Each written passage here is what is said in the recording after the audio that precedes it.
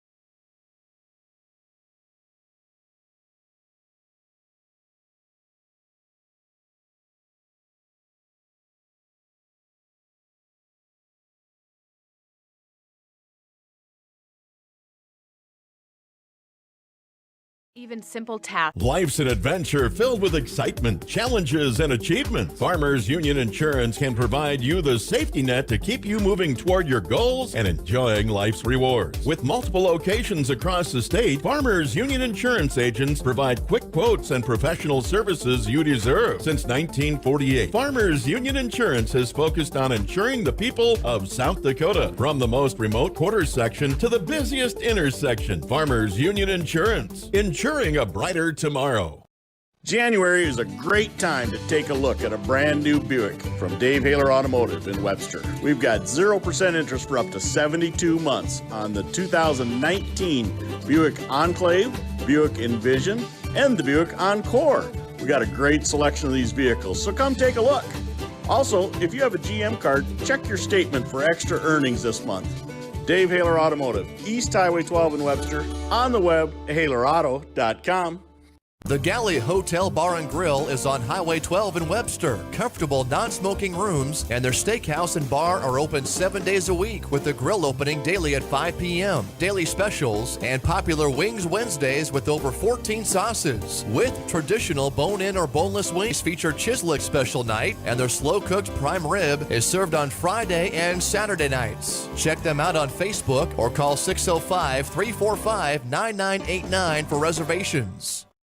Partnering with champions. RDO does that. Whether it's on the farm, the football field, or in the backyard, RDO prides itself on partnering with champions. For over 100 years, John Deere has been a champion of building the finest compact tractors available. Let RDO Equipment Company be your compact tractor sales and service champion. Plus, with 0% financing available, there's never been a better time to purchase your next compact tractor. Don't miss your chance to discover the RDO Equipment Company difference for yourself. Visit RDOequipment.com to find a dealer near you. At A&W, it's called the original Bacon Double Cheeseburger because we invented it. You're welcome, world. 100% U.S. beef, crispy hickory smoked bacon, invented and perfected here. Not to mention, it's just better with made fresh A&W root beer.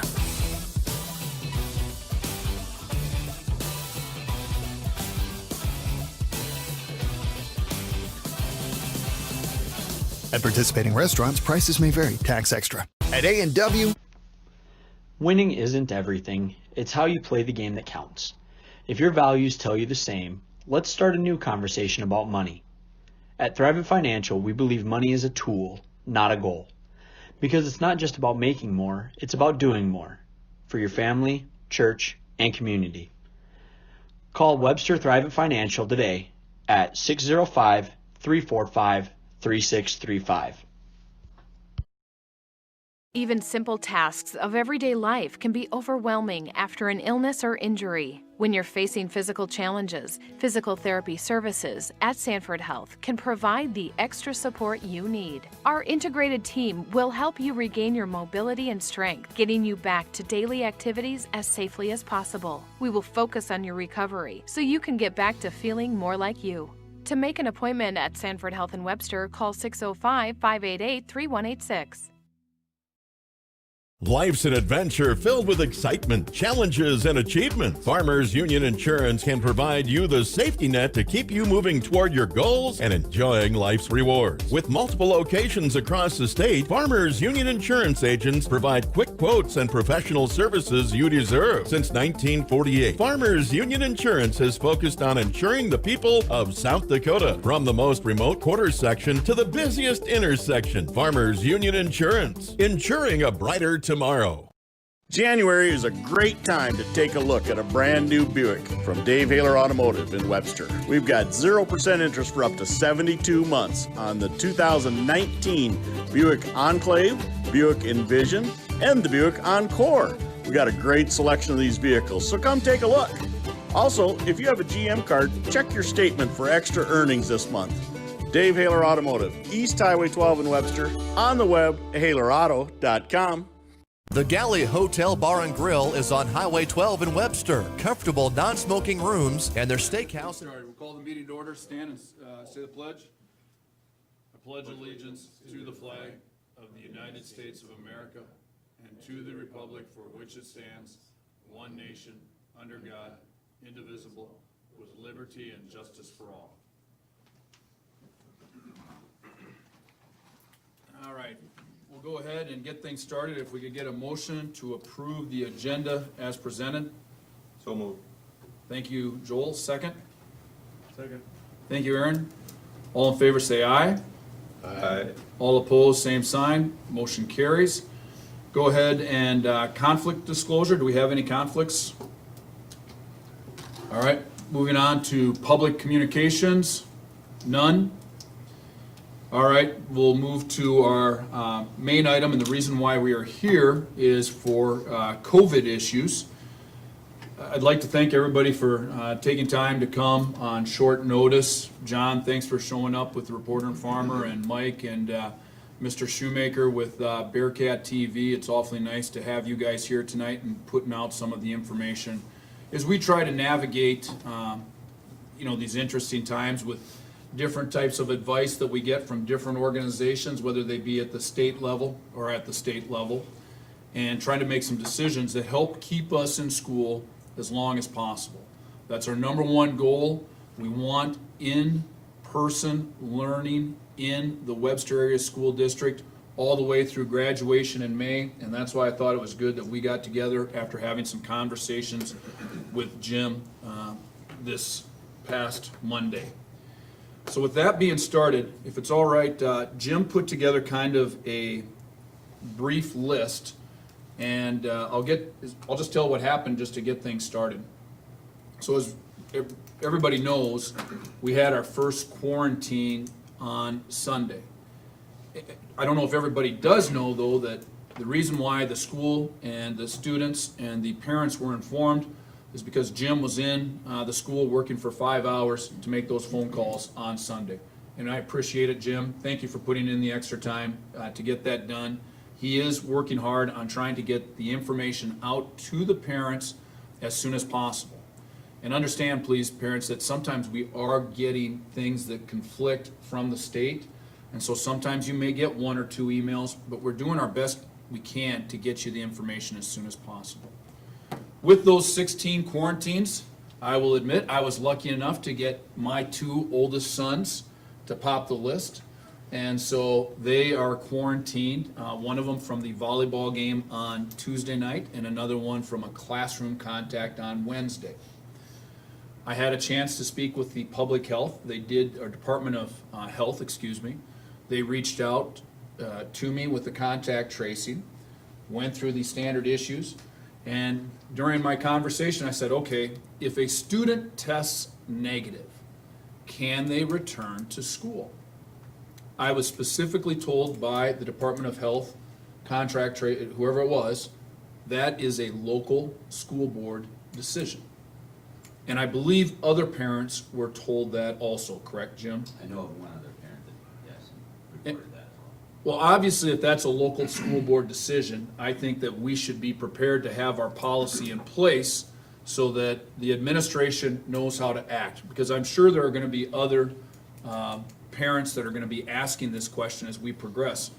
You think about that volleyball game was our first extracurricular event, and we had maybe 5 or 6 students that were quarantined because of that event. The Wednesday day of school, that was our that would have been our 5th day in school, correct?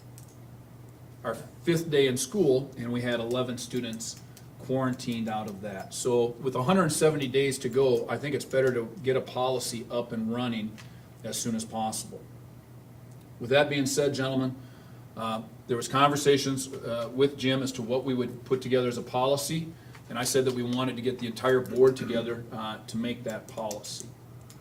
And if it's okay just to keep on going, the information then that I've received from some of the local employers, also from other areas with medical personnel, is that what their rules are for some of the individuals that don't have COVID but have had a contact with somebody who is COVID positive, they have a return to work policy where if the individual tests negative after day 7 and continues to monitor their symptoms and stays symptom free, And whereas a mask mandatory from days 7 through 14, they're allowed to return to work.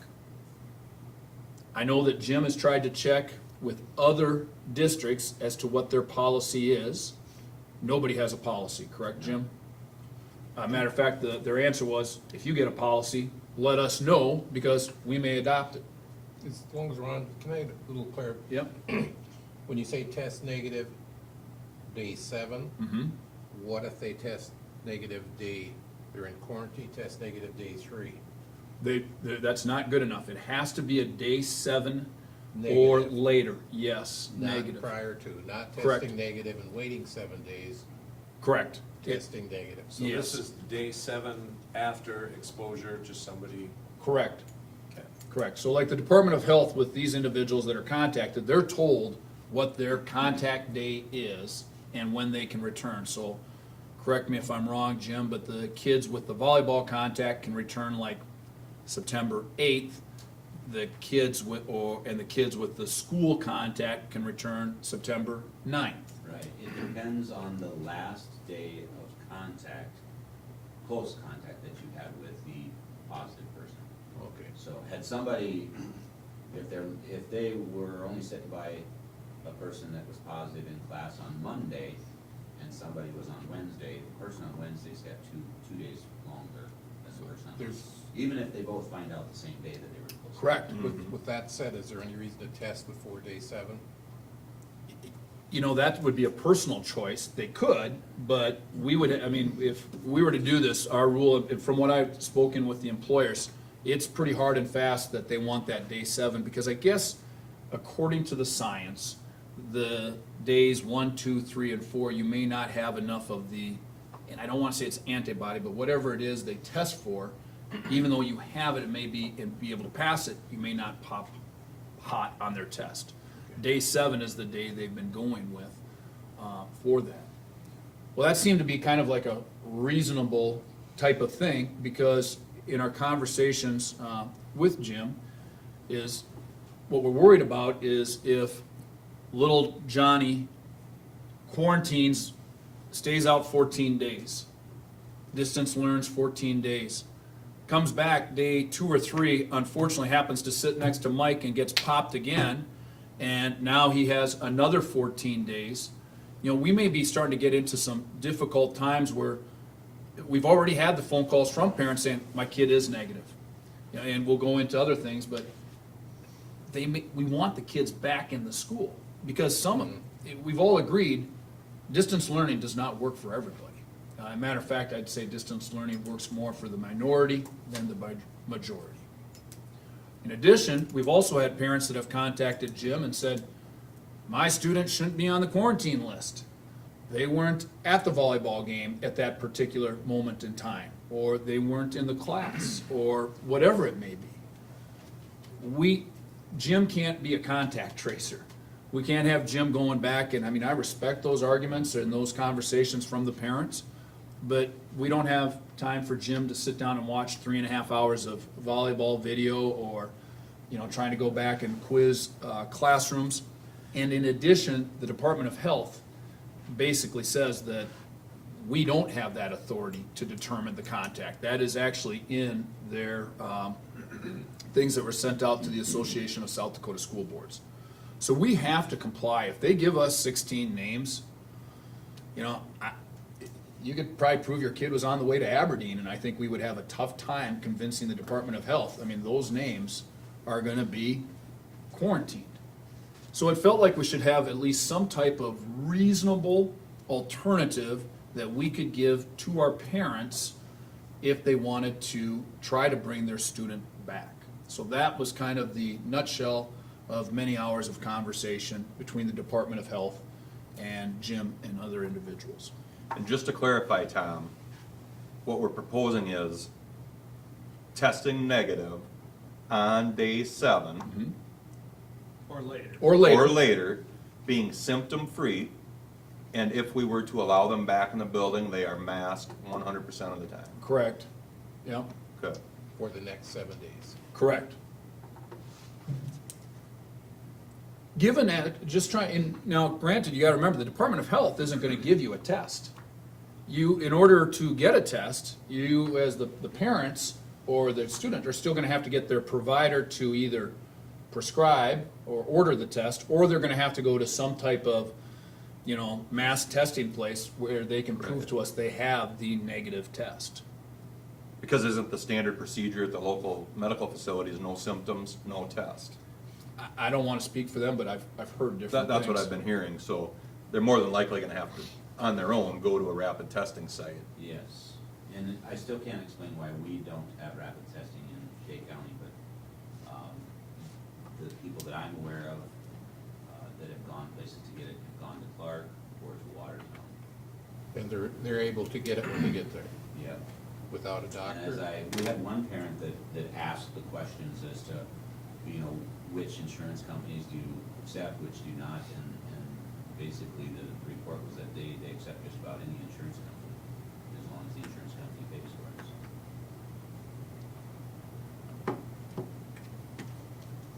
it. And I think what we're trying to propose here is, you don't have to do this. But for the family that would like to get their student back, or have an option in case they do get it on an extended, all of a sudden, boy, if you get quarantined twice in a row, that's a month. And we're gonna talk about the videotaping of the classes, but I think it's hard to keep up with some of these classes missing a month of the actual in-person teaching. And maybe if we could get them back in here those 7 days earlier, that would be great. And that parent then can decide. That parent does have an option. We can at least say, hey, look, here's our policy. Now, the only negative of that, Jim, is the South Dakota High School Activities Association has made very clear that don't care if you test negative, you don't get to come back, correct? No practice and no games. They will uphold the 14 days for the High School Activities Association. In And addition, the Department of Health, that's always going to be their recommendation, is that it's 14 days. and we may get told we could pass this, and the Department of Health may tell us, don't do it. Can't do it. Can't do it.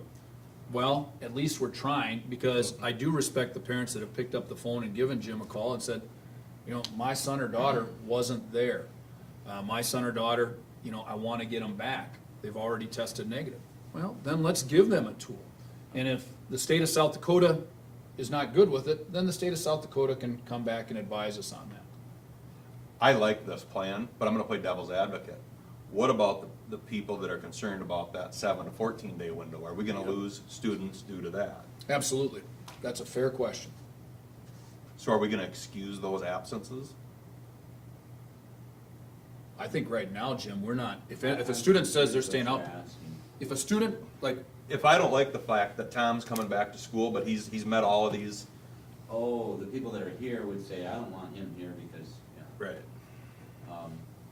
Really with any sort of an absence this year, we have to go with what the COVID-related parents or say. I don't wanna broadcast that, but we basically have to say, okay, what's going on? Yep. And document it as such. Okay. So these kids that have to quarantine, is that considered an absence? For 14 days? They're all absences, but what we've done is put a Q in as our code for the absence for quarantine, and that's if they're quarantined or if they're supposed to be isolated, if they're close contact. We're using a Q for quarantine for all of the absences. Even if a student has symptoms but tests negative, we're leaving it as a Q. If they were gone for 3 days and then they had tests and they test negative and the symptoms are gone.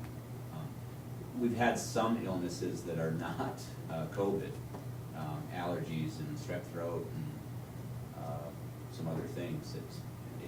That's part of the challenge of keeping track of all of this, is that we're still dealing with all of our normal ailments that we have every year along with this. And that's pretty common the first few weeks of school. Yeah, because people are coming together and haven't been together as much over the summer.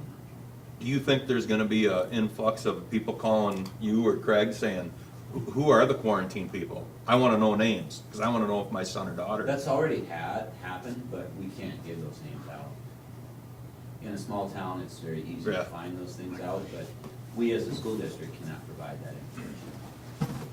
I mean, to be honest, I think there was a group text between kids that were, Gavin and Caleb were telling me about it before I knew about it from Yeah. Jim. I mean, that's just small towns. You know, kids text and it doesn't take long before the information is out. No matter what, Joel, I also think that I've heard from both sides, you know, those that are the extreme conservative and those are the extreme liberal, and I as to how it's COVID.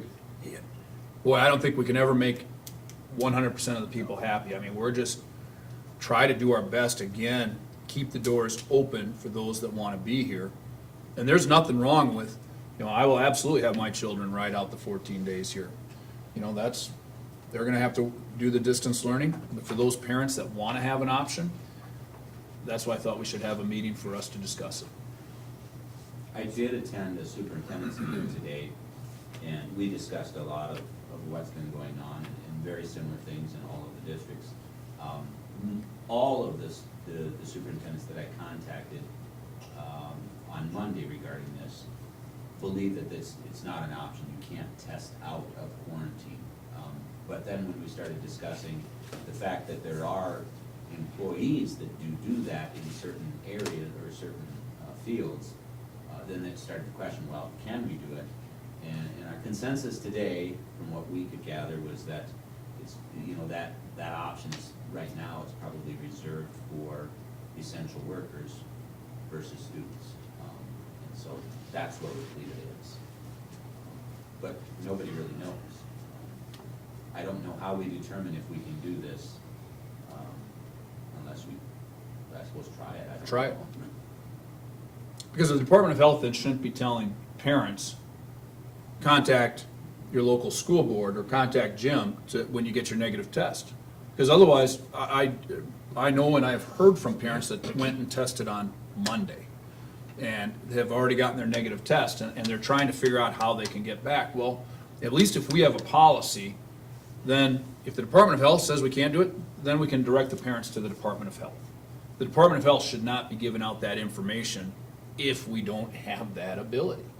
I would say that I was disappointed to hear that that's what response we would receive.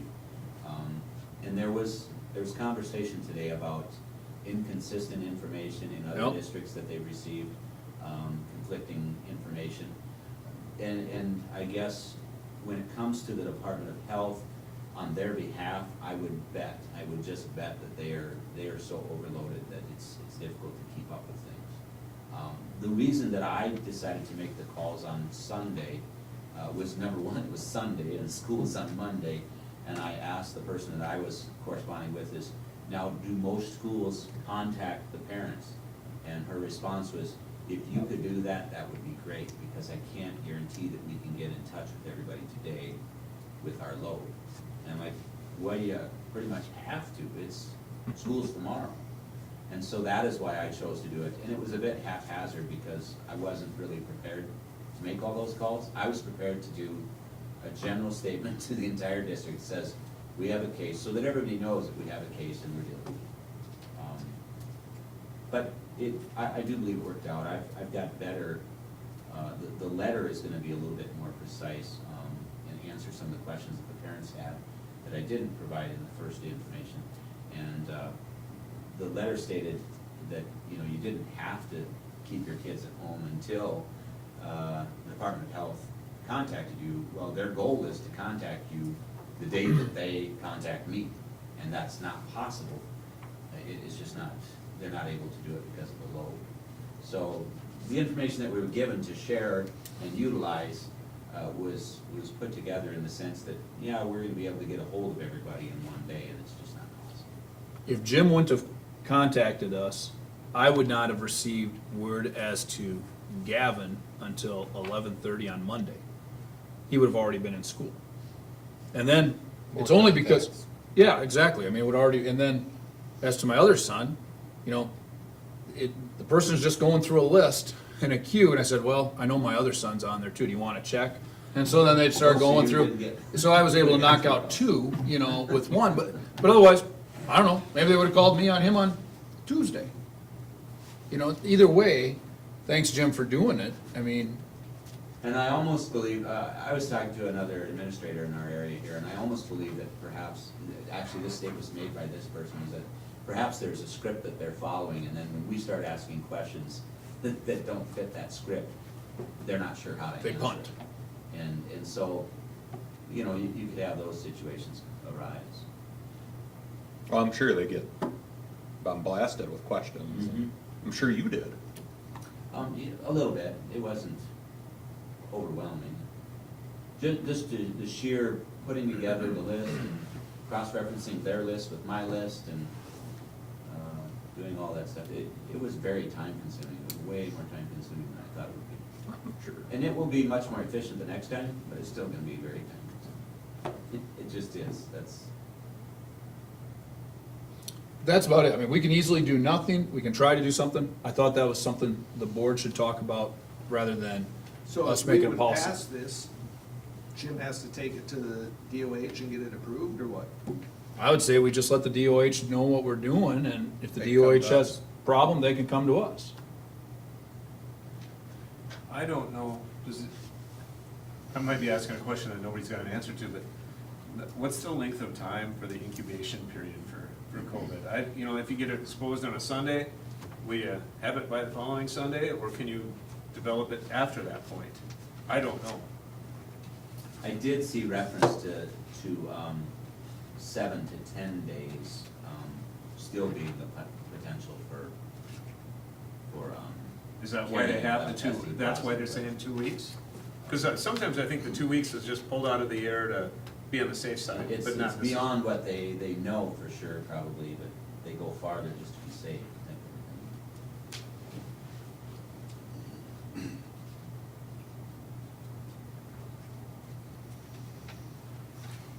I guess you could liken it to our, the cleaner that we use, or the disinfectant that we use. The custodians have informed all of our staff that you have to leave it sit for 3 minutes.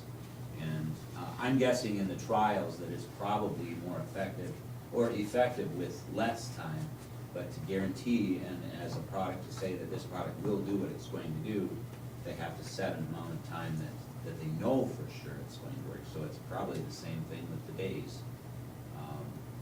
You know, and I can't say that for sure is the words we can use ever, but.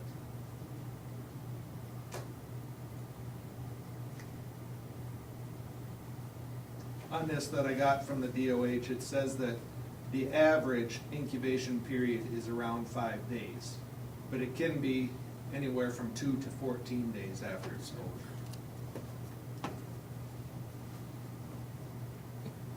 Another one says we'll get between 2 and 12 inches tomorrow.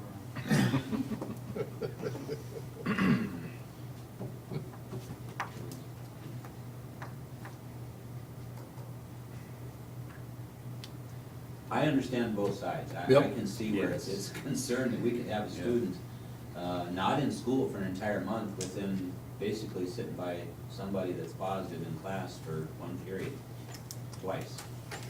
I mean, that's a significant amount of time. But by the flip side, it's, you know, the whole purpose is to try to prevent the spread and. Yep. And our number one goal as a board, I think, since this whole process started this summer, was kids in the building. What can we do to keep kids in the building? And that's what I'm sitting here wrestling with. Do we try to get these kids in sooner, or will that offset by taking kids away faster?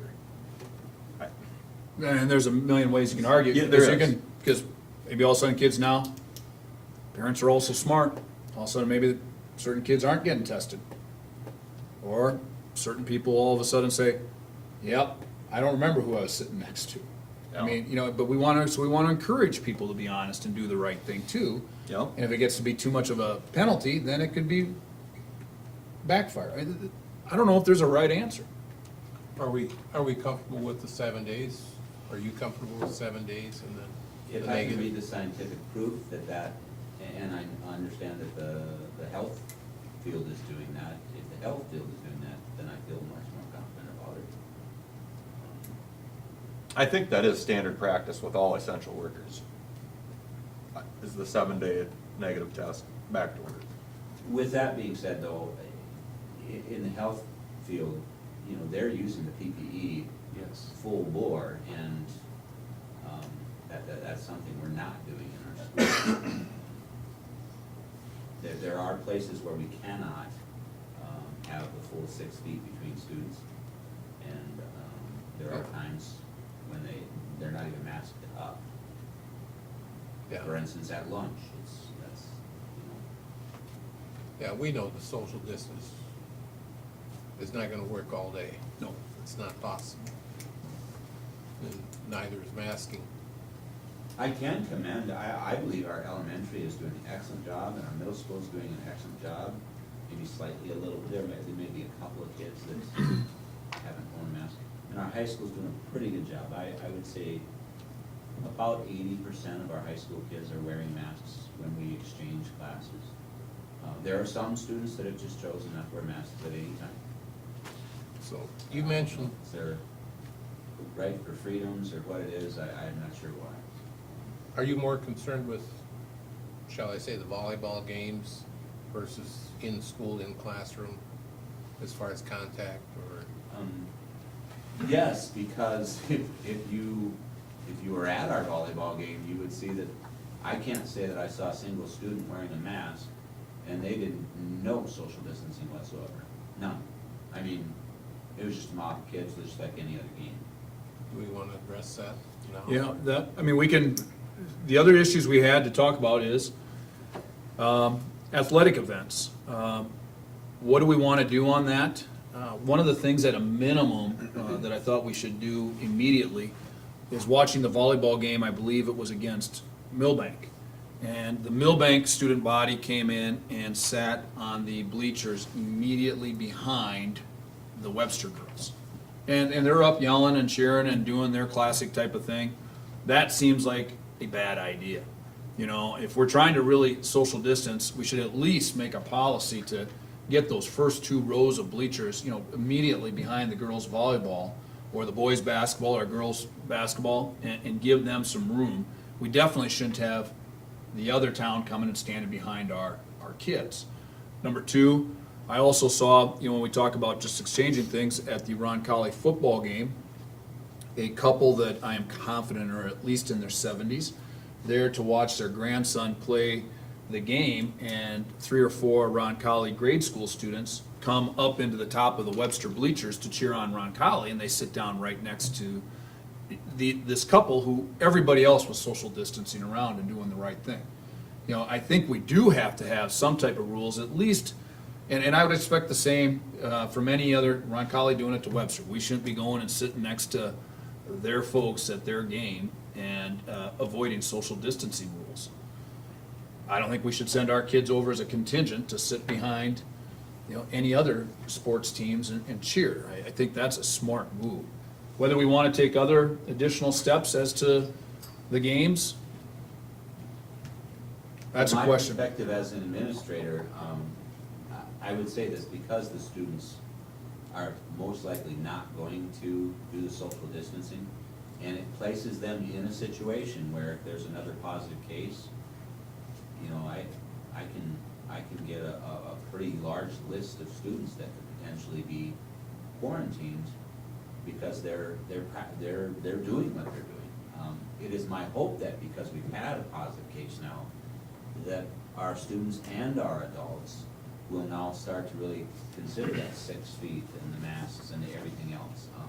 At my superintendent's meeting today, about a third of the superintendents were via Zoom, and we were able to spread out. I sat in the corner. I didn't sit with, you know, the normal U-shaped group. I just thought, you know what, I'm gonna stay over here. And I counted the number of tiles on the floor. I was within 1 person within 6 feet. Other than that, that's it. And I purposely sat there. You have to make those conscious efforts.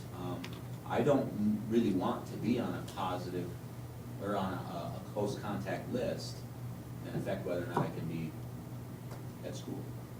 So I'm going to try to make those, and I have been already, but I'm more cognizant of it now. You know, I haven't been to any games this year. I went to my first game Monday night. I went to a JV football game, and when we walked in, my wife's watching, she's gonna laugh, because when we walked in, she said, let's go sit over here. And I said, no, we're gonna social distance. So I went up and I sat by myself, and I social distanced. And it didn't take long, and pretty soon, buddy's sitting here and another buddy's here, and I'm surrounded by people, and then none of them meant any harm. But it's hard to social distance, but I think if we're gonna try to make our kids do it, we need the spectators and the parents especially that are in the stands, make an effort. Try to social distance.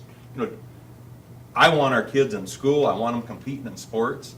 Can't we all just do a little something here to try and make this last a little longer? If it's as simple as social distancing, why can't we do that? At what point then, as you say, if another case, do we go to tier 2, tier 3? Hopefully not tier 4. I look at sports and I think of all the positive things that come from sports, and why is it good for kids to do them? And we've got teamwork, learning how to win and lose graciously, understanding that hard work can produce some pretty good results. And if you made a top 10 list, not on that top 10 list would be cheering on the team, being a spectator. Being a spectator isn't on that list of the reason to have sports. So, if we have to say we're going to limit our spectators to prevent this, I'm okay with that. Maybe not tier 3, maybe tier 2, where we're talking 5 tickets per athlete or something like that. I'm okay with it, because if it's something like this happens again, then we're looking at, it might be 26 kids, and it might be repeat kids. You think we should go to tier 2? I'm okay with it. For volleyball, and then stay at tier 1 in football, or? The kids sit the same way at a football game, don't they? I haven't been to one yet either. I thought the football game was just like any other football game. Few less people. I Yeah, think a lot of plenty of people, distance. because it's outside, they think that it's safer, and so I don't think you see as much effort of social distancing outside as you would inside. I will tell you, I think it would be extremely difficult for us to try to put tape on the bleachers and enforce it.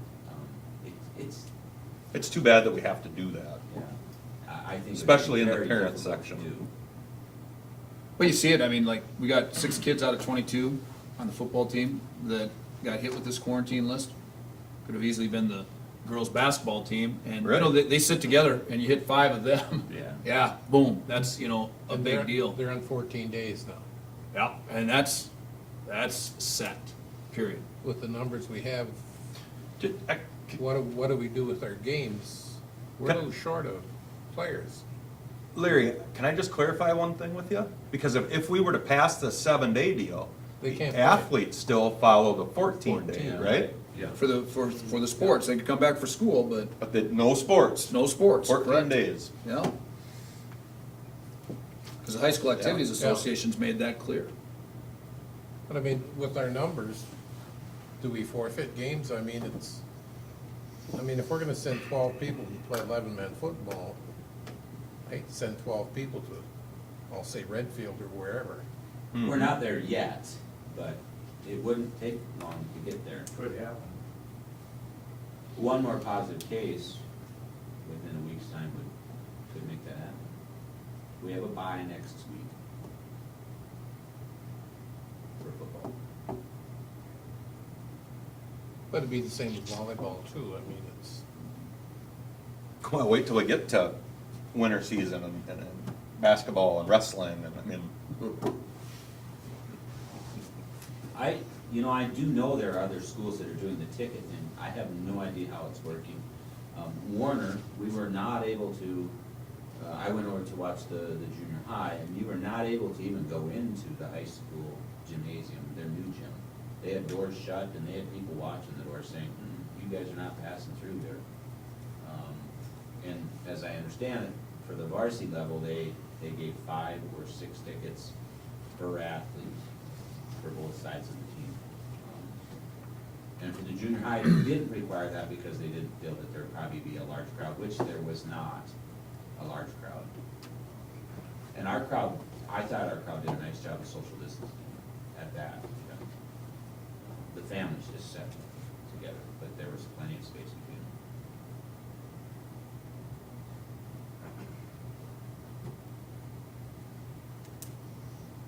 we can make the other decisions we gotta talk about, and then we can make final decisions, give people time to think about it. Number 3, providing instructions to online students, stream, record classroom instruction.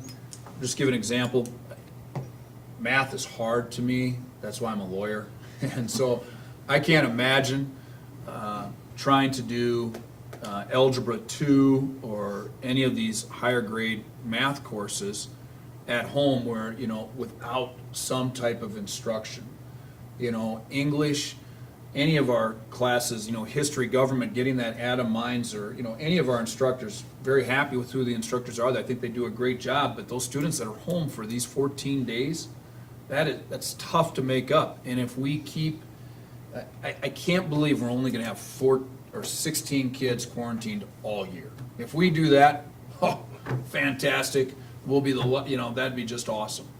But in talking to Jim, I think we gotta do something to put together videos or recording or so that the students that are quarantined have the option to see their teachers, teaching. And so I wanted to bring that up because of the issues that you have with doing that. I did survey our staff yesterday, and I think I received almost 38, I think returned it. And the majority of our staff is fine with live streaming their instruction or recording their instruction, like their actual instruction. There are a few that are not comfortable with that. Some are not comfortable with it because they don't know the technology, and some are not comfortable with it for other reasons. In the survey that I sent, or the questionnaire that I sent to the Northeast superintendents, I think I received like 15 responses, and I was very surprised how many are doing it. And I asked, one of my specific questions was, how are you dealing with the privacy for students, that are IEPs or behavioral issues and those types of things? And what they're doing, most of them, what they're doing is setting up a Zoom session, and you have to be stationary as the teacher, which is not always the best. Those that are using Zoom are setting up a laptop, it's facing the teacher. The teacher's the only person on the video part of it. And then there's, the instruction that occurs. So there are students' voices that would be part of that. And they're just going to, if something comes up that they really don't want to display for the public, they're going to shut down the Zoom, deal with the issue, and then come back. Others are using something called Castify, which, in speaking with Mrs. Block, she said we already have Castify on all our it's part of our Google suite that's on the Chromebooks already. And so my understanding is that the teachers can record what they're doing on the Promethean board, and it's also recording their voice. So the instruction would be what's on the screen and the teacher's voice. The only thing you wouldn't get for that live instruction would be the visual of the teacher. I think that would be excellent. And Sharon Johnson, our part-time art teacher, she's got a daughter that teaches in Brandon Valley, and she shared the same thing with me and said they're using it down there and her daughter loves it. And so DeSmet, Brandon Valley, and Waverly South are the schools that are using it. So I'm gonna go down that road to see if it's something we can utilize and maybe would work well. Is there two-way with that? Can the student on the other end ask a question live to the teacher at that point? Or is it I pre-recorded? don't know that. Yeah, I don't know the details. So I don't know how interactive it is for the students who are at home. That would be one of the questions. For those that are not comfortable in actually recording their live lesson, unfortunately, it's just gonna require extra work for the teachers. And that's what we're trying to prevent, is to make this as little extra work as possible for the teachers, because teaching your regular class is already a full-time job.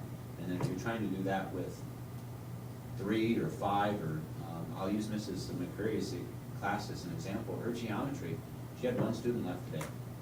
There's out of, I think it's 9 or 10 students, there are so many that are quarantined, so many that are sick, and so many that were gone for some sort of activity or something today.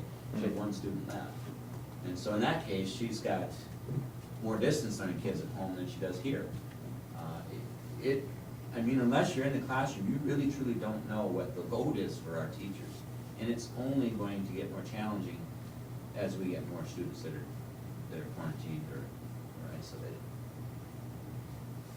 So there are some teachers, if they choose not to do the live version or recorded version of their actual instruction, then they're gonna have to probably just sit it and do a recording of themselves where there's no students involved, and then provide that or post that to the students.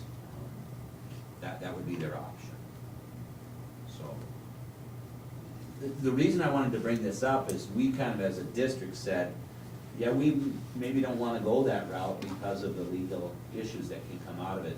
The rest of the districts that are doing it are trying to deal with it in a manner to minimize any legal issues that can come out of it, and I really believe that's where we have to head. And I think the majority of our staff is good with that because then they can figure out a way that it works where whatever they're instructing and what they're doing normally in the classroom can be the instruction for those that are home. If it's possible to do that, we would like to. So just on that issue, gentlemen, do we have more questions? Because if we don't, that one I'd like to just have a motion to second and pass and to give the school the authority immediately. I mean, we got to get started on it and not wait another 10 days before our next board meeting. So move. Okay. Second. Thank you, Larry. Thank you, Joel. Any further discussion on that? Did you say it was called Castify, the other option? Castify is the one, and there are other brands of some similar products. That's just I thought it was interesting that Sharon came and said something to me, and then I saw it in 2 other schools within the questionnaire that I sent out. Okay. All right, all in favor say aye. Aye. All opposed, same sign. All right, motion carries. The next thing we want to talk about, make sure I'm saying it right, it's a Acellus, correct? Acellus, yeah. Yeah, go ahead, Jim, and just fill in where we're at on that. One thing that I'm finding out from other districts is many other districts have provided an opportunity for online students from the get-go. You know, before school started, they've got an extra, similar to what we're doing. The majority of the school districts, however, have said, you know, there is a deadline to sign up. And the reason I'm questioning whether we should maybe do that is because on Sunday, I sent out a message that said that we have a positive case. On Monday, we had 2 families that said, we'd like to join Acellus. And so now there's additional families that are going to join that. And once they go to that, do they stay on it the whole time? Do they come back? And the reason I question that is because that does cost money. It's not the same thing that our teachers are doing. You know, the teachers are doing extra work, and unfortunately that's what they have to do, but we're not paying them extra to do this.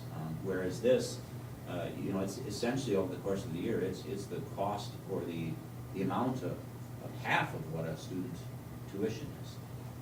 If we were to get approximately $4,800 for a student in tuition with our teacher-student ratio that we use for the formula, it costs $2,400 a year per student. And so To be in Acellus. To be in Acellus. So it is not. It is expensive in that sense.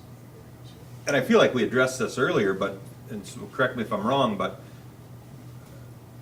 when a student opts to do this, do they have to stick with it for the rest of the year?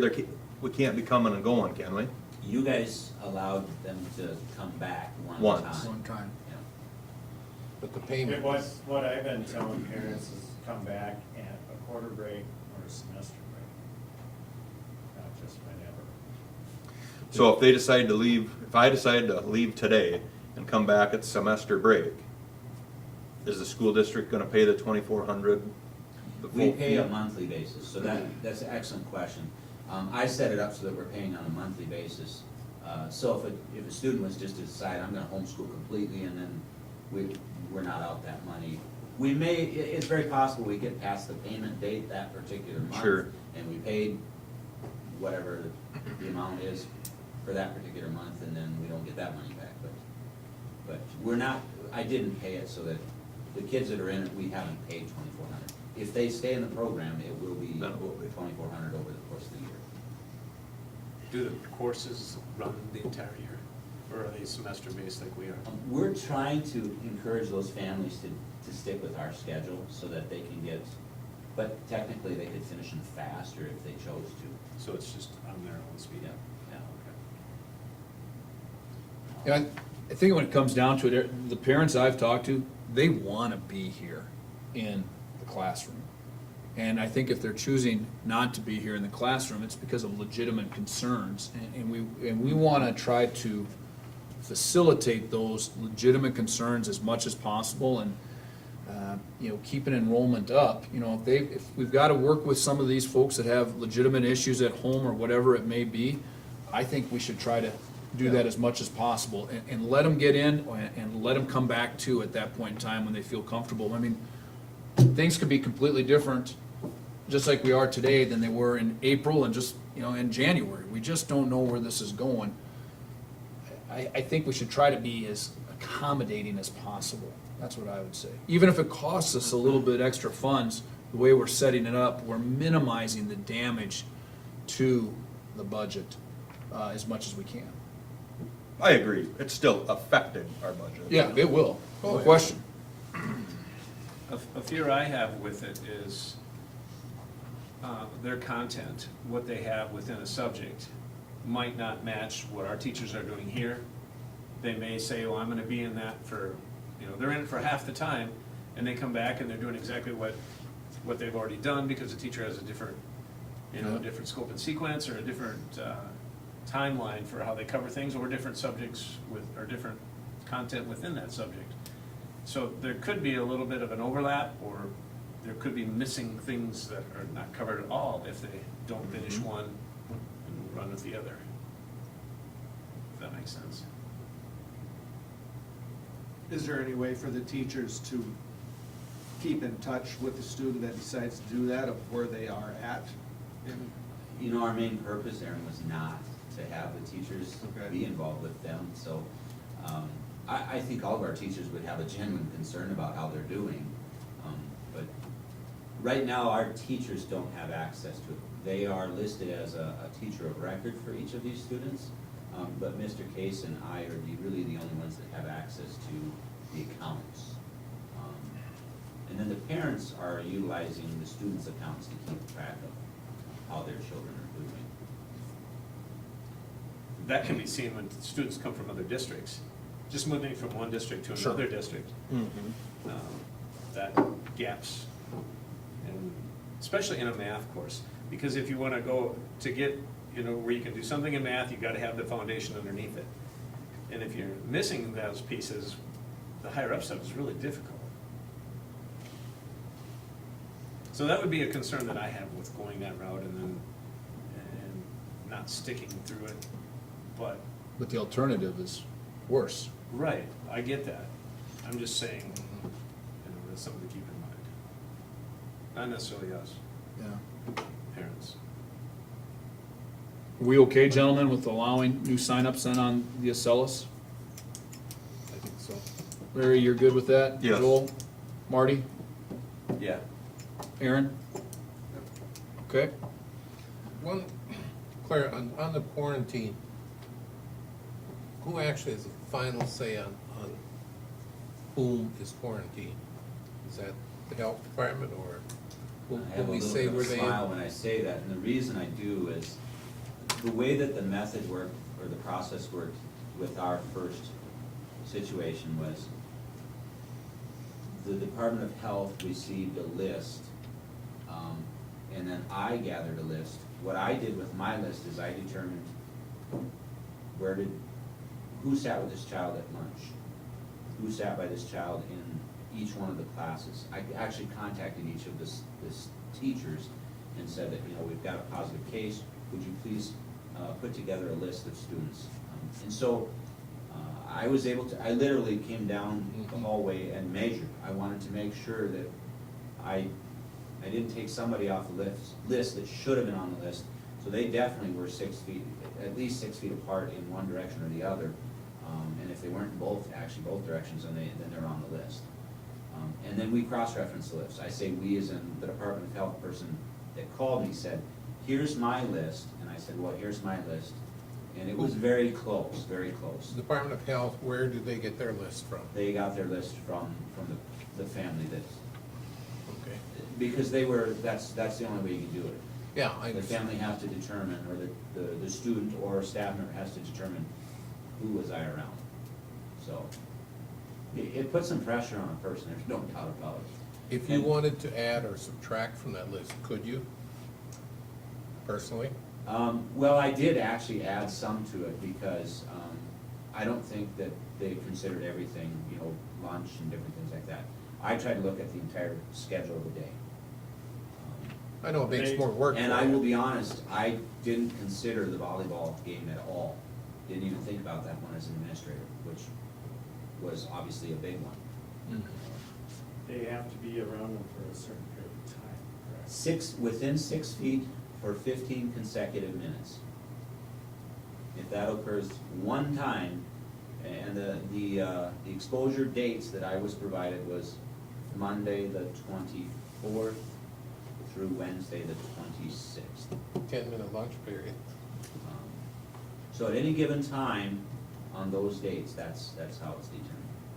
Now, today at our meeting, Rob Munson from SASD, School Administrators of South Dakota, he works closely with all of the folks at the Department of Ed as well as the Department of Health, trying to coordinate things and get information out to us. That's what his job is. And he said, really what it's gonna come down to now, because the Department of Health is dealing with so many cases, that really what we come up with as a list is probably going to be the list. The schools that have dealt with this so far had a similar experience as what I just explained. There was a list, we cross-referenced, and you went from there. But I don't think it's gonna be that way tomorrow either.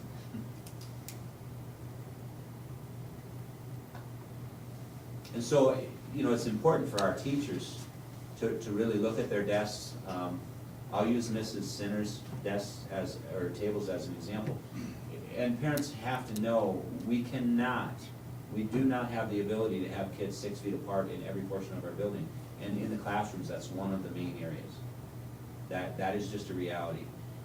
But in her classroom, the tables from front to back were all 6 feet or more apart. And I think she may have counted the squares to make sure that they were 6 feet apart. So any distance front to back was fine. I didn't have to put students in front of the positive students on the list or the ones in behind. However, the ones to the side, you're 3 people away. Yeah, 3 people away before you're okay. So, and that's the way it is in most of our computer labs and our classes. Side to side, the person right next to you is obviously within 6 feet. And most often, the second person away from you is also within 6 feet. The side-by-side, it should be noted though, that the side-by-sides, we do have plexiglass between the students. but And that didn't help? The plexiglass and the masks are all preventative methods to help prevent spreading it, but it does not, you know, take you off the list for a meeting. Not with the Department of Health. So if we had COVID timeouts in our classroom and every 12 minutes kids got up and walked around the classroom, I'm asking. I know it sounds silly, but It wouldn't be 15 minutes. would that take them off the list? Technically, I suppose. You still gotta switch seats. Switch seats. Just Don't switch set seats. the timer. All right, Just get up and go. leave. Let's move. I would guess that the virus is still going to be there regardless, and there's still a chance that somebody's gonna get it. So. That's just their criteria for establishing the list. And a lot of people ask, well, what do you come up with 6 feet? It might be 3 feet, but it's better to say 6 feet and have, you know, more safety. I don't know. I'm not in that research and science field, so. There's an article in the Wall Street Journal about that today, about where they came up with the 6 feet. Read it this morning, and there's logic that you can do the 6 feet, and that actually goes back to a long time ago when they kind of set that standard up. But if you're singing or and you're in a room, I mean, there's basically 3 or 4 things: singing where you put out more hot air, which carries the virus further, versus if you're just in a room having a regular conversation. What the ventilation is for the room. There are so many variables that they've just basically settled on the 6 foot for a standardized test.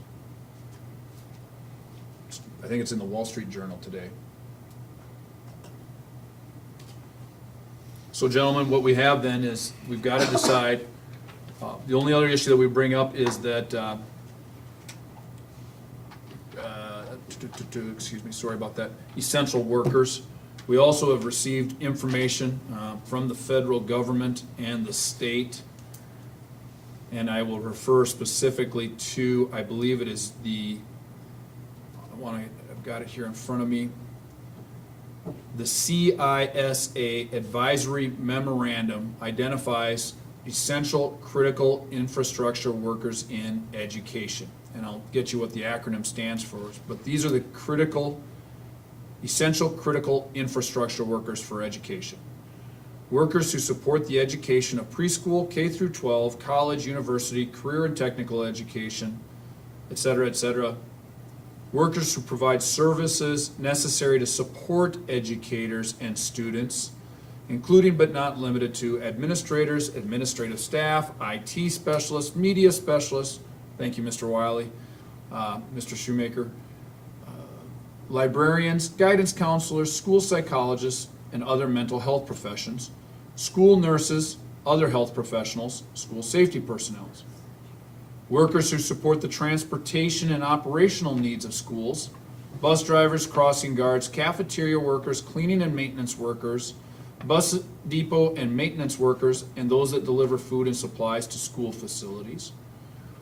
Workers who support the administration of school systems, including school superintendents and their management and operational staff, and educators and operational staff facilitating and supporting distance learning. The CISA is the Cybersecurity and Infrastructure Security Agency. This was organized by the Patriot Act of 2001, and now it is the one that is putting out this critical infrastructure list. As part of that guidance, the federal and state authorities are recommending that we identify which school employees and positions, and it has to be positions also because we could have somebody be absent and then somebody else come in to fill that position, are critical infrastructure employees. We need to do that at our next board meeting, and we need to do that by a motion, a second, discussion, and vote. And so with the guidance that we have there, that will be on our agenda to complete at our September, what date it is? 14, I believe. 14th, it's about as late as we can get for a school board meeting, but our September 14th meeting. That is as to the critical infrastructure employees. Does anybody have any question on that? No, I mean, I think we could just kind of adapt everything we just read off there, couldn't we? And Yep. I think it kind of speaks for itself. Yeah. But we'll have to do a comprehensive list, and essentially it's going to be just about everybody within this building. I'd be surprised if there is an exception that doesn't fit within there. Key thing about that critical infrastructure, they, if they're on one of these contact lists, have the opportunity, what we were discussing earlier, to get back early from a quarantine. That is a key part. With no symptoms and a negative test. Negative test and mask. Okay? So finally, gentlemen, then the last thing we want to discuss is, do we want to do anything as to returning to school, and do we want to do anything with activities? I got a couple more questions. Yep. For Lori. What day do we take attendance to get our student count? Last Friday in September. Okay, and do the Excellus students count towards our Yes. enrollment? Yes. Yes. Okay. Homeschool, no. Homeschool, Excellus, no. yes. Excellus, yes. Okay. And is that the same day they take count for like football? For the classification, that's what? Yeah, I think that's December? yeah. Okay. The only other question I have, and I'm in support of the 7-day negative test, mask up, ability to come back to school. But after listening to Jim talk, and we get down here with the Acellus program, I mean, our first quarantine, we had 2 people leave the building, 2 families. I don't know if it was more than 2 kids or not, but 2 families left. That concerns me. Well, one of the families at the beginning of the school year was, they're that close anyhow. Okay. And so maybe it is, you know, I hate to talk about it like this, kind of a risk-reward situation where maybe we lose 1, but we get 16 back in the building. Is that worth the risk? You may not get any of them back. Yeah. I mean, many of the parents might just say, hey, I'm riding out the quarantine and my kids are gonna distance learn. But then it gives the parents the option.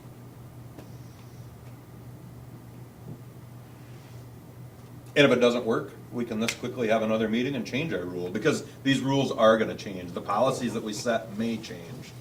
Yep. I think agree. that's That's true. I agree. Tom, do you want to discuss the Sentinel? Oh, yeah, sure, go ahead. Jim, apologize, I forgot about that. So the School Sentinel program, we also have that with the participation. Was this the first time that they were actually getting ready to start working on that this week, This Jim? week is the first week for any samples to be collected. And I'm just gonna be honest with you, we did not prepare to get that done. Speaking with Heather, our school nurse, and with Mr. Case, timing-wise was difficult for us to get it done, but I just have some questions regarding it. We've got concerns about the validity of the tests. CDC is now saying that it's probably not the greatest idea to be testing asymptomatic people. I don't know why they are saying that, but that's a new statement. The validity of it concerns me. Heather would have to do the administering of the nasal thing. I don't know what to do, you know, Tom, but she would have to administer that. I'm not too sure if she really wants to be, you know, responsible, even though she's a healthcare worker, responsible for that. The other option that we can do is she can be 6 feet away and guide them through it. And then I'd question, you know, do you really get a good enough sample if I'm doing it myself? And I can't imagine that. But I was told today that there are a few schools doing it, not many at all. I was surprised with the group that I meet with. I would say there was only like 3 school districts that said, yeah, we're doing it. The rest are like time, resources, I mean, we just listed all kinds of reasons not to get into it. And so we did not send in a sample for this week. And I had planned on waiting until our September board meeting to really dive into it. I told the folks that contacted me that, can we just put this on hold? I would like to discuss it with my board and review it a little bit more in our district with our resources and time and everything. The schools that are doing it actually are having their local healthcare system do the tests, and the ones that reported that today said that they were having that done pro bono. And so, I don't know if that's, we do have a school nurse and she's perfectly capable of doing it. It's just, I'm starting to question whether it's really necessary for us to do it. It's not required? No, it's a voluntary situation, and we said yes to it before we really knew a lot about it. Remember, I It was just like 2 said, hours. well, it was, Yeah. I received it that day, and so I didn't know much about it, and we said, look, let's go for it. And then it was the following week when or is that following Friday, I received a list, and there are not 260 districts in the state of South Dakota, but there are 260 agencies that include districts and all of that. And I started scrolling through the schools and agencies that said yes, and I bet you I got through half of those, and the majority were, no, we're not gonna do it. So I don't know why most people are not doing it. And maybe it's some of the reasons that I've provided here, resources and time. Can we just say hold for another month, see what happens?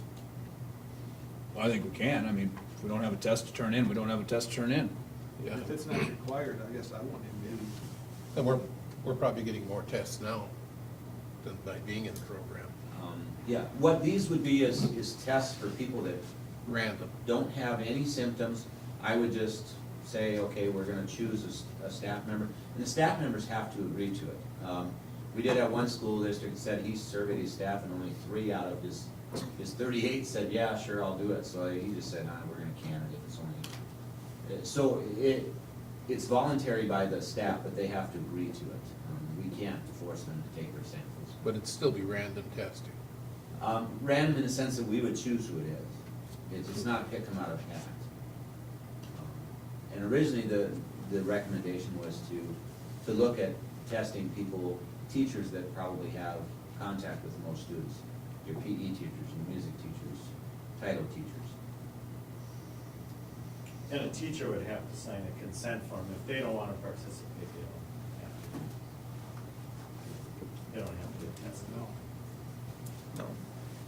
Want to just hold off? Yeah, got enough on your plate. I have it delayed right now, and that's where I told him to just leave it until further notice. Okay.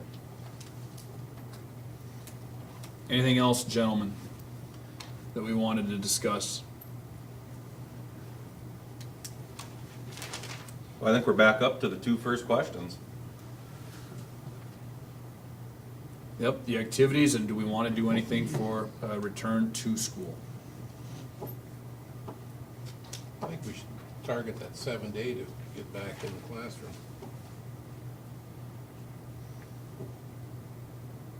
I'm good with that. I think adopting a policy, even though nobody else has one, let's see what Department of Health says about it. Let's try to get our students back in the building, and if it upsets the apple cart too much, we may have to revisit it. Yeah, We got a sure. board meeting coming up. If we adopt this tonight, does that mean these kids that are under quarantine are gonna be coming back tomorrow or this week or next? I mean, does it affect those students? I would say not likely, because tomorrow's Thursday, and that is the 7th day for some of them. I think today might have been the 7th day. In order for them to get a test, get the results and everything back, we don't have school till Tuesday next week anyway. So they're already. They're not gonna gain anything. Yeah. It really won't affect this They first could, group. but they're not gonna Okay, gain anything. okay, all right. Because of Labor Day, they're getting a We day don't have off school anyway. Friday, and we don't have school on Monday, Yep. and I think the return day is Tuesday for some and Wednesday for the others. Okay. So it really would be going forward with the For those next that group. have a negative test already. Correct. No, you'd They're have to all do coming day back 7. Next week, whether they get tested or not, Tuesday or Wednesday. Yep. I think So once again, I just want to clarify this, because I'm in favor of it. After day 7, they have to be symptom-free, they have to test negative, and they would have to mask all the time in the building Through the 14. 14 days. Yep, They still cannot play sports until their 14 days is up. correct. Okay, Attend sporting events? good question. No, I think we should, I think we have to, if we're doing this, the goal is to get them into the classroom. Yes. Just like you said, hey, top 10 list is not to attend a sporting event. This is get them in the classroom. Okay. Yeah. It's an option for the parents if they're worried about their student. You know, I look at it as when you described, if you miss out on those lower levels of math, it's harder to get up. Well, if you get to the upper levels, you miss 4 weeks, that in-person learning, I think that's critical. Okay, I'm good with it. All right, so Larry, are you making that motion that, So move. okay, second? Second. Joel, discussion? Is this gonna be, do we have to run this by DOH? I think we should. I think we should, we, let DOH, DOE, let the other superintendents know what we're trying to do. And if all of a sudden we get told 100% no, like we said, it's not affecting this group, it's affecting the future, the future groups. We're just trying to get some options, again, to put them back in So school. quite frankly, if these kids won't be back together until next Tuesday, we have a board meeting the following Monday, so we have another opportunity to change this Yeah, decision. absolutely. If something goes haywire here, Yep. so, good. Yeah, let's test it. Okay, I like it, Larry. all right, so we got Larry's motion, a second from Joel. Any further discussion? All right, all in favor say aye. Aye. All opposed, same sign. All right, motion carries. Athletic events. What do we want to do there, gentlemen? Or extra, and I should say extracurricular activities, but it's primarily athletic events. Do we want to go to tier 2 on the indoor? I don't wanna go there, Larry, but I'm afraid we may have to. Well, again, we could do the next board. If we get another positive or more quarantines, I think it's kind of an automatic that we go tier. Do we have any more events between now, home events between now? Tomorrow night. Tomorrow night's volleyball.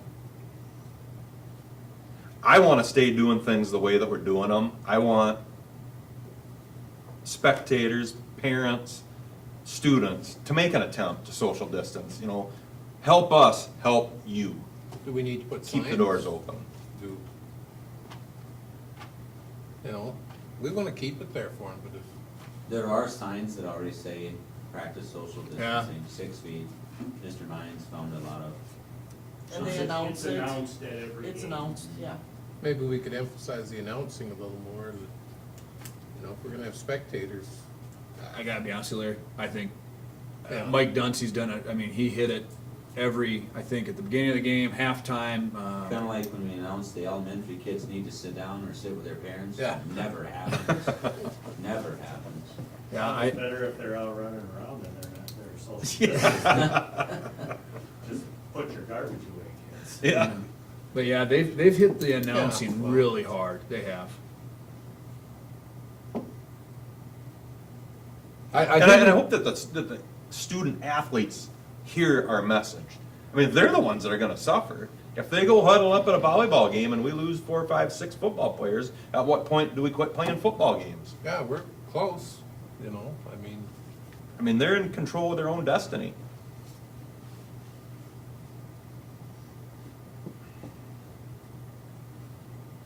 I like the 5-ticket rule, I'll just throw that out there, but I can live, you know, either way.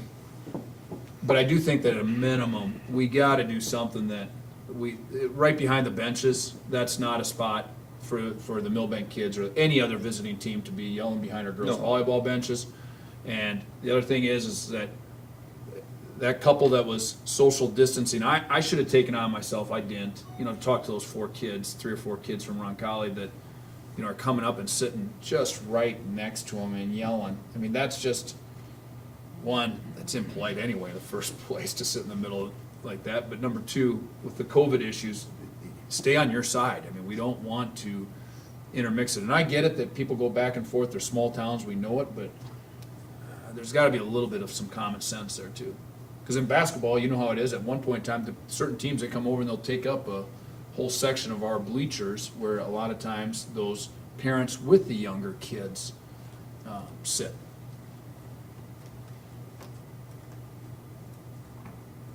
I think it's more important for the kids to play the game than for me to watch it. I'm just gonna stick with that. I can watch it on Bearcat TV, but I don't think I think it's more important for them to be at practice, playing the sport, competing, and do all the reasons to do the sport than it is for me to attend it and watch it. And I know that there's a lot of people that it's their thing to watch their kids play, and if we stick with a 5-ticket rule, they can still make it. But I think right now, with what we've got going on and what we saw last week, I think maybe we just need to back up. And like Kevin was saying with the busing, it's a lot easier to be tough in the beginning and lighten up than it is to try to ramp it up after you've already started it. And we've already started with just making it open, and it already, and we've had it take place. So I'm more along the lines of the 5-ticket. If you do the 5-ticket rule. And that social applies- distance with it. Yeah, that applies to the visiting team as well, right? Yes, yes. How do you get them? That's the interesting thing, you know, Tom was talking about the Millbank crowd coming over and standing right behind our kids. They wouldn't be able to do that at home because they wouldn't be allowed in the game in Millbank.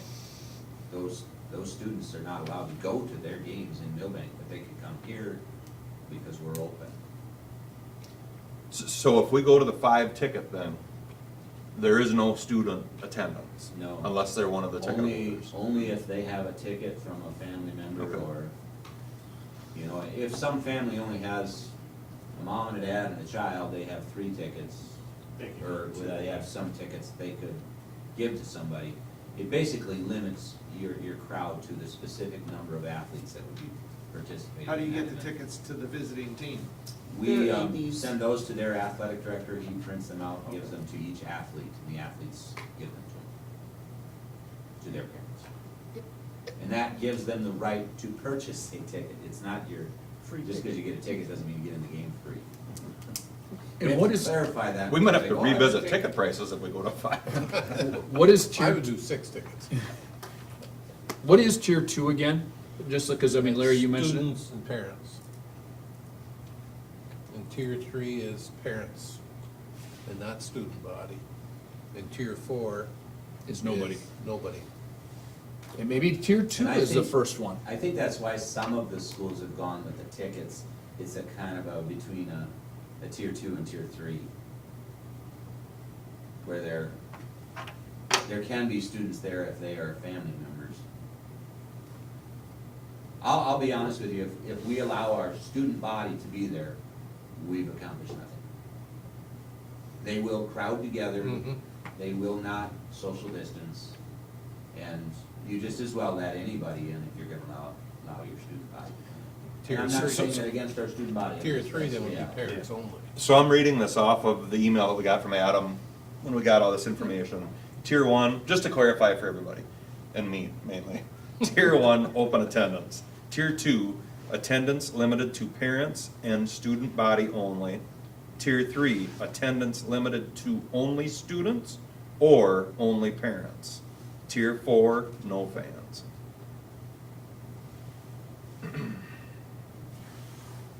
Well, you know, the one thing is too, is we do have a meeting coming up in 10 days. Maybe a good compromise is make it clear that tier 3 or a combination is coming. You know, maybe at least tomorrow night, if we can get the word out. I mean, the students, I also think, are smart enough. I mean, there's probably about, you look over in that one corner, the student section, you know, the volleyball games, there's usually 4 or 5 rows. You know, maybe we could see tomorrow night if the, first of all, there'll be 16 less kids there anyway. So it might be a little easier. But maybe if we could get the information out, see if they actually, Joel, I'm good with trying to give them the shot to at least self-police. You know, put a row or 2 in between them and see if the parents, I mean, those that you're talking to that are big, I mean, get the word out that we do need to try to social distance. Because otherwise, September 14th, we're probably looking at a ticket system. That way we'd have, because we only have a volleyball game Thursday, no football game. This week it's in Groton. It's away, and they're requiring masks now in Groton for indoor events. Friday for us, the following Friday's a bye. Do we have any volleyball games then in Webster before then? I think we go on a long spell of a way, So- but I don't know for sure. You know, then I think I'd throw out there, let's put the information out tonight and get the word out and get Let's this. just try to get the word out, word of mouth. Yep. I'm sure John will have something in the paper, you know. Let's just try to get the word out there that we need to do a better job setting Yep. examples Yeah. for our kids. The advantage of the ticket system, it doesn't have to be a relative or a student. Correct. So the ticket system has merit that way. I mean, there's. Versus a 2 or 3. Yeah, I there's agree. fans, Yep. you know, that would like to attend, but are not. That'd be a good. Social distance even with the tickets. Oh, yeah, that would still be in play, but I'm just saying, Then maybe we can just really hit the kids tomorrow too and tell them, you know, here's your chance to show us. It's never easy being the leader, but once somebody does it, a lot will follow. I agree with you.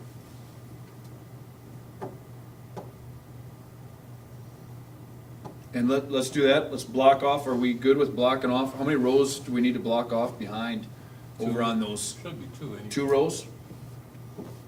Let's block off the first 2 rows, have Mike Ninky, just those are non-seated and also. Behind both, not only our team, but the Oh, absolutely. away Yep. team as Yep. well. Yeah, we shouldn't do, same for them. Yep.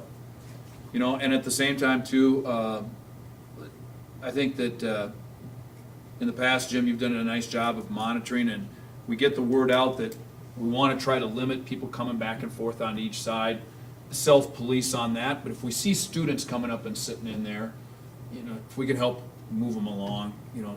It's really too bad that we couldn't find a Mr. Wiley who polices our little kids wrestling tournaments and does such a great job at it. Sign them up, Joel. Okay. You know the names I've been called at that event? Grandmas. All right, so are we good with the athletic policy, at least for right now? Okay. Okay. Anything else, gentlemen, COVID related? All right, if not, motion to adjourn. So moved. Thanks, Joel. Second? Second. Thanks, Aaron. All in favor, say aye. Aye. All opposed, same sign. Motion carries. Thank you. Thanks. Thank you. Thank you, Bearcat.